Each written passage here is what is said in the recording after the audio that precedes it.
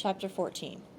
Abner sat silent for a long time after Samuel had finished telling the story of the attack and the raid, although he was less bloody in his telling than he might have been because Annie was listening. At length, Abner coughed and spit tobacco juice between the mules. "So you're thinking your folks are in New York?" "It's a guess. From what I understand, Philadelphia is in American hands, and I don't think the British would take them there. Caleb heard them talking about going to New York." "And once you're in New York, you're going to find them somehow. And then with your little shooter, you're going to loop in there and shoot your way out." "Well, no, I don't know. Right in the middle of the whole British army, you're going to sneak in and take them clean away." "When you put it that way, I guess. I heard they had 14,000 troops for the battle to take Brooklyn Heights alone. The Continentals never had a chance. Started running before the fight started. They've probably got 25,000 troops swarming all over the area. And you're going to jump in the middle of them. It'll be like climbing into a swarm of bees." "I don't have a plan yet. All I know is to follow them as best I can and then work on something if I find them. When I find them."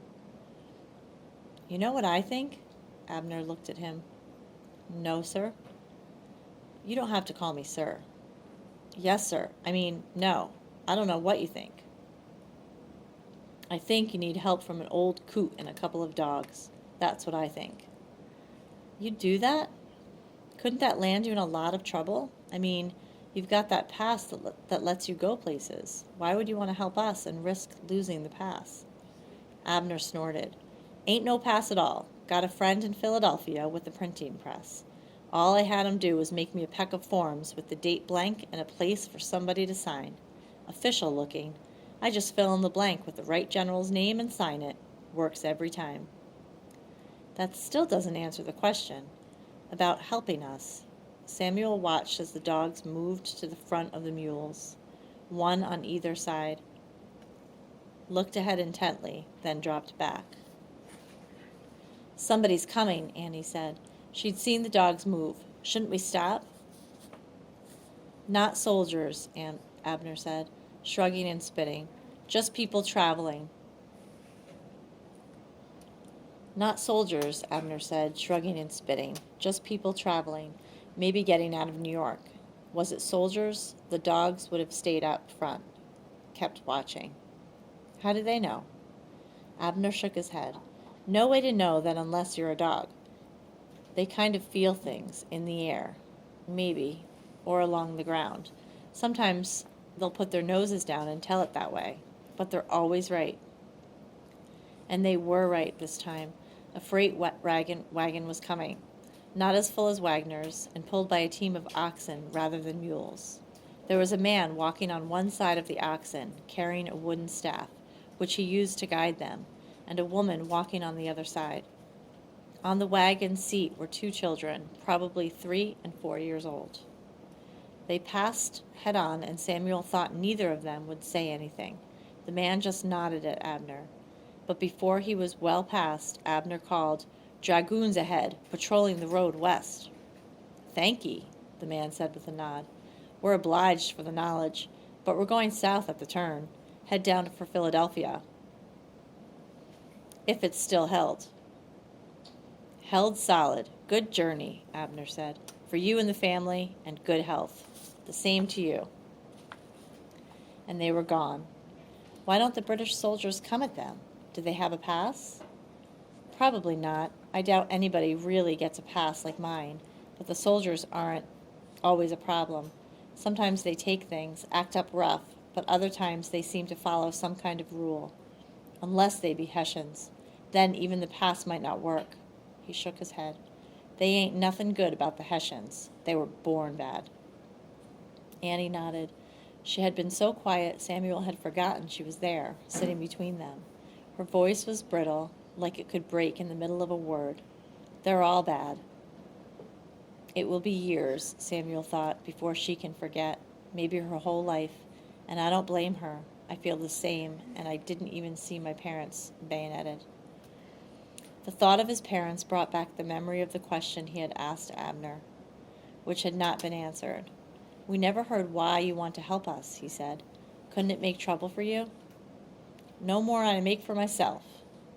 Still, you're pushing at this, ain't you? Abner smiled, though in the hair and spit stains it was hard to tell. Kind of like a root hog, digging at it. I want to know. It doesn't make sense. You don't know anything about us. But you'd risk trouble to help us? You've got to admit it seems strange. I mean, I'm grateful, mighty grateful, but... Well, thinking on it, there's 2 reasons. We're listening. First, when you get old and start to smell an end to things, your brain starts doing things on its own, whether you like it or not. You might be looking at a piece of meat cooking on a fire, hungry and ready to eat, or sitting up here alone, watching the mules pull on a lazy, sunny afternoon, and your brain starts in adding and subtracting, measuring your life. What do you mean? Annie looked up at him. Well, it says you've done this many things wrong and this many things right, like a ledger with lines down the middle. Maybe you helped somebody load a wagon once, and that would go on the good side, and then maybe you ate a piece of pie somebody else wanted, somebody else deserved, and that would go on the bad side. Well, we all do that, don't we? Samuel asked. Think about things and then try to do the right one? Well, we can hope so, but until you get old, you don't really start adding them up. When you're young, you forget some of the things, both good and bad. But when you get old, it's amazing how much you remember. I keep pulling up parts of my life from when I was barely off the milk, bawling after my mum in Scotland. I stole a tiny piece of bread I wasn't supposed to eat on the ship on the way over here, and that's in there, waiting to be added in, even though I puked it up not 2 minutes after I ate it. He snorted and spit, this time almost to the noses of the mules. I wasn't one for sailing. The boat rocked once, the first time I got on it, and I was sick all the way across. He stopped the wagon because they met some young men on foot, obviously fleeing. There were 3 of them, and one had bandages around his upper left arm. They waved but kept moving west along the trail in a trot. Abner warned the men about the cavalry, and they nodded. Samuel thought they should be moving off the side of the trail into the brush, but didn't say anything. They probably knew more than he did, since they'd been fighting. He was very glad that he and Annie had run into Abner, but knew that if they hadn't, they would have traveled as much as possible in the thick brush. In the woods was life. Out here in the open... You said 2, Samuel said, watching the men until they were out of sight. If the cavalry were coming back, they would be caught, probably killed. It all seemed so crazy. Men walking down a road, somebody coming along and killing them. 2 reasons to help us. What's the other one? Well, the first one was almost all rubbish. I mean, it's true, but maybe a little too flowery to be real. I like the way it sounds, though. Almost like it might be written somewhere, Abner chuckled. Being alone most of the time, I don't get much chance to flower things up. Maybe I should write it down. Somebody might read it sometime and think I was more than I really am.